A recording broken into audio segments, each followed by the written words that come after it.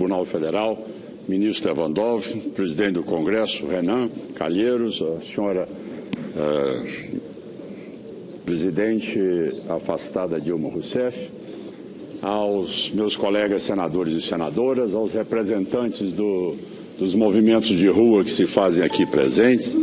Eu inicio o pronunciamento, a senhora me recorrendo à fala que Vossa Excelência se dirigiu a todos nós aqui no início da sessão. Entre os seus defeitos, Vossa Excelência disse que não está o de quebra de compromisso. Eu pergunto a Vossa Excelência em relação a essa realidade que a senhora iniciou a campanha eleitoral, onde nós tínhamos um processo de inflação patamares do teto, e que nós temos hoje uma inflação de 10,67. Um desemprego que chega hoje a 12 milhões de desempregados. Um PIB de 3,91 positivo, chegando hoje a negativo a 3,85. Eu pergunto a Vossa Excelência, este por acaso foi exatamente o discurso de Vossa Excelência para os eleitores? Esse quadro foi desenhado no momento da eleição? Os eleitores teriam votado em Vossa Excelência se eles tivessem a noção que o Brasil caminharia para tudo isso? Quando Vossa Excelência diz que este é um processo que tem muito mais a ver com a crise internacional. Mas como crise internacional? Que ela só apareceu no dia 25 de outubro de 2014, depois do segundo turno. Não havia nenhuma previsibilidade. O governo não tinha informação alguma. Todo o mercado já sabia. O candidato colocava aquilo a todo momento nos debates. Eu pergunto a Vossa Excelência, neste momento, se trata como sendo uma ação indevida o processo de impeachment, não seria um estelionato eleitoral se dirigir aos eleitores com aquilo que não poderia cumprir? Eu pergunto a Vossa Excelência, quando diz exatamente da situação dos decretos, rapidamente passando por eles, existe a assinatura de Vossa Excelência no decreto, com a data. A senhora não pode tergiversar das respostas, porque as perguntas não foram respondidas até o momento, aonde a prerrogativa de assinar esse decreto usurpou uma condição que ela é do Congresso Nacional, ou seja, ela jamais poderia ter assinado o decreto sem aprovação do PLN. Nós vamos mais adiante, quando Vossa Excelência diz sobre as pedaladas. Veja bem, isso não é função minha, é função de ministro de Estado. Eu pergunto a Vossa Excelência, que me recorro a um ex-ministro, ao ministro Jacques Wagner, que numa entrevista disse: quem banca a política econômica é a presidente da República. Quem vai bancar a política econômica e quem decide, ouvindo outras pessoas, o ministro é ela. Então, fica claro que a senhora sempre teve o comando da política econômica.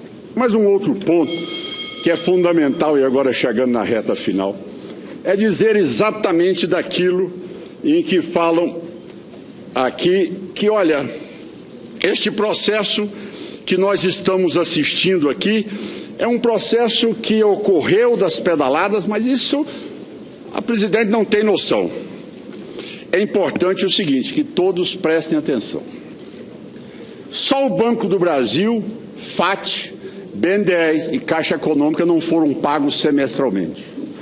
Todos os bancos privados foram pagos mensalmente.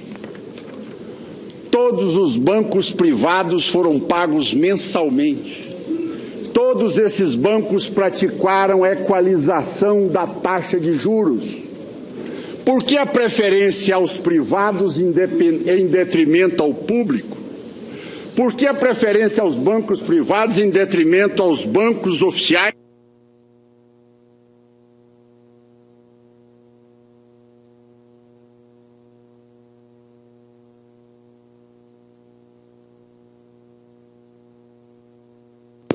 Pois não, vamos conceder a palavra ao senador Caiado para terminar. Que Vossa Excelência está impedida de usufruir dos bancos oficiais que são controlados por Vossa Excelência. Os bancos privados foram pagos, os bancos oficiais tiveram que bancar com 60 bilhões de reais de pedalada. E as opções do governo de Vossa Excelência? Emprestar para estes países aqui governados por tiranetes e penalizar programas sociais. Agradeço a Vossa Excelência, senador Caiado. Senhora Presidente, com a palavra. Senador Caiado, meus cumprimentos. Senador Caiado, o governo brasileiro não tem controle sobre a política monetária do Federal Reserve, não tem controle sobre a política monetária do governo americano. Nem nós, nem vocês, nem tampouco o mercado. O ano de 2000, se o senhor não sabe, mas o ano de 2014, aliás, no final de 2013 começa a especulação. Mas quando é que sai quando é que os Estados Unidos param de expandir o crédito livremente, quase 65 bilhões de dólares por ano, por mês, às vezes 40. Quando que ele vai parar? Porque o dia que ele parar, o que vai acontecer? O dia que ele parar, os juros americanos vão subir. O dia que os juros americanos vão subir, todas as moedas terão um impacto e sofrerão um grande impacto. E isso aconteceu no mundo independentemente de ser o Brasil. Aconteceu com todas as moedas dos países emergentes. Né? Além disso, senador, eu queria dizer que duas coisas têm de ser levadas em consideração. Eu não posso considerar que o Plano Safra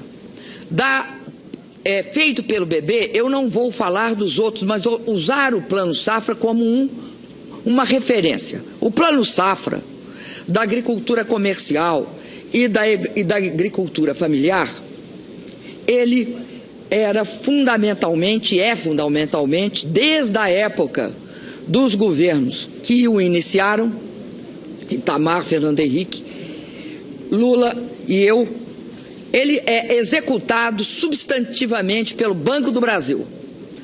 Como é que os bancos privados entram, senador? Eu escutei isso na última sessão e gostaria de discutir. Os bancos privados entram, senador, através, eu fui perguntar como é que eles entram. Como é que eles entram?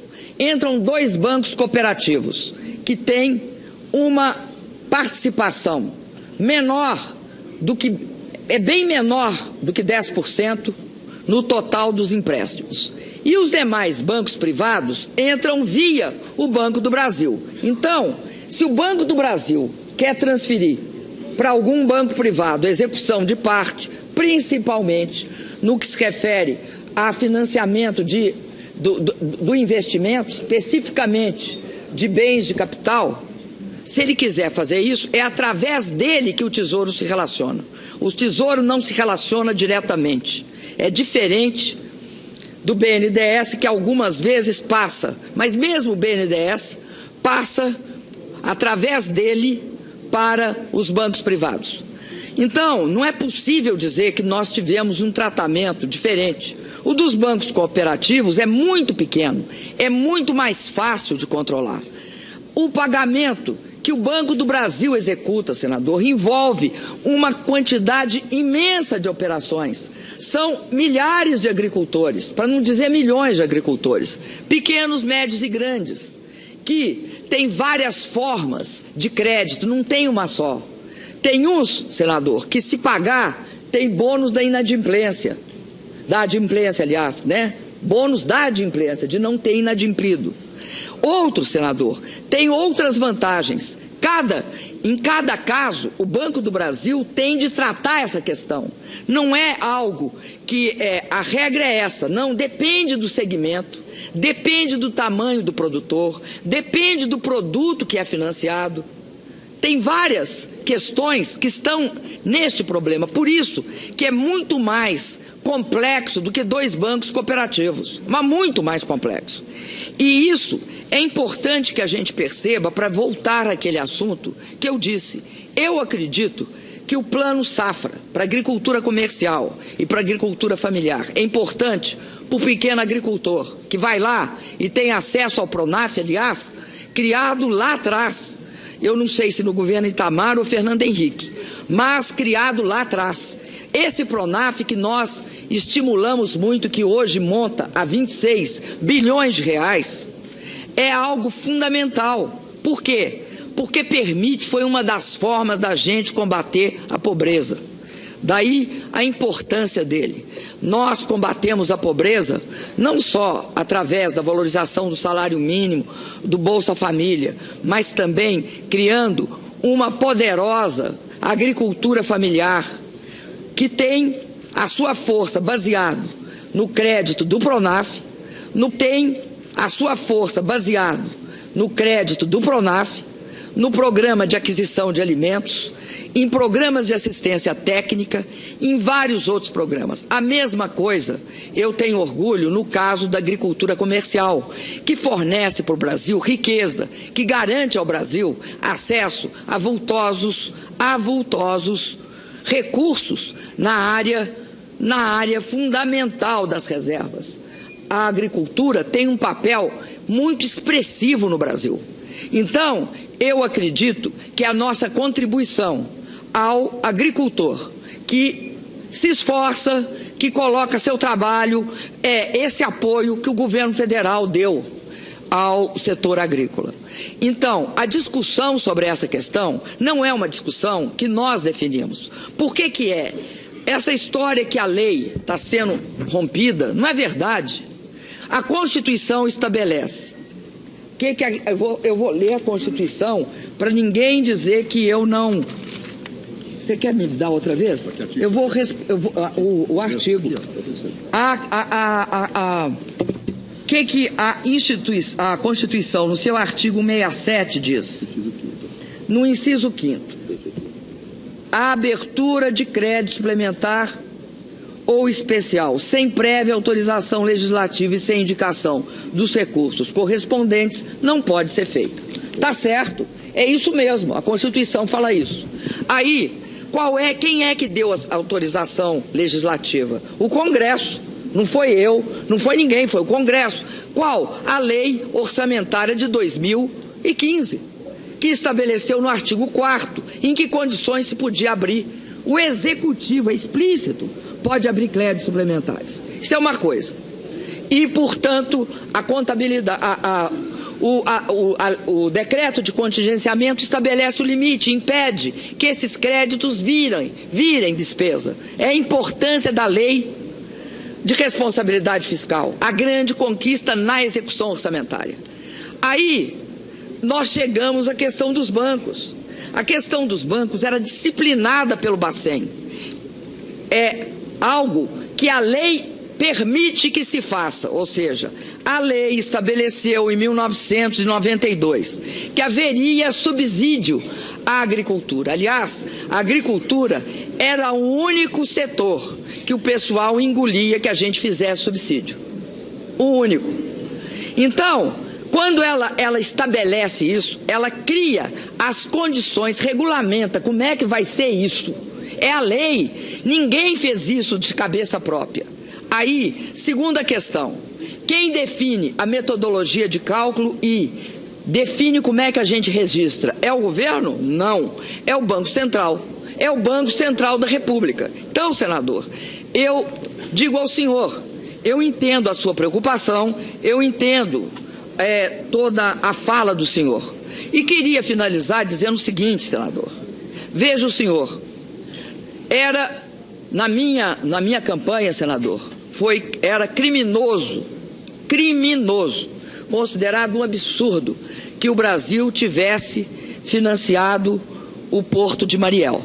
Pois muito bem, o presidente Obama tem no registro do seu mandato um grande feito: restabelecer as relações comerciais com Cuba, acabar com todo o processo de isolamento de Cuba. Sabe por quê, senador? Porque essa é a melhor forma para ajudar a sociedade cubana. E o nosso Porto de Mariel, hoje, é disputado por todos aqueles que querem investir em Cuba, e não são só os americanos, é os americanos e os europeus. Não podemos supor e ter uma visão fundamentalista, né, ideológica, de uma questão fundamental que é ajudar o povo cubano. E nós sempre tivemos, senador, uma política externa. Começa lá no Lula, eu continuo ela, uma política externa de respeito aos diferentes países. Você não pede que eles tenham a mesma ideologia sua, mas você coloca uma política altiva, autônoma e, ao mesmo tempo, exigindo e dando certas contribuições que são aquelas necessárias para que esse país seja respeitado pelo que ele é. Sabe o que ele é, senador? Uma grande potência regional. Não é imperialista. E não é imperialista porque respeita seus pares, porque nós respeitamos os africanos, nós respeitamos todos os países da América do Sul. Nós temos, senador, o apoio dos africanos, nós tivemos os apoios dos asiáticos. E é esse apoio, senador, que garantiu que o nosso país fosse capaz de eleger como presidente da OMC, a Organização Mundial do Comércio, um brasileiro, que foi capaz de eleger um presidente da FAO. Porque nós não temos uma posição disruptiva, conflitiva. Nós sempre buscamos intervir e garantir uma forma de resolução da crise, sem publicizar, senador, porque a gente respeita os países que estão neste continente e todos os países do mundo nós respeitamos. Muito obrigada, senador.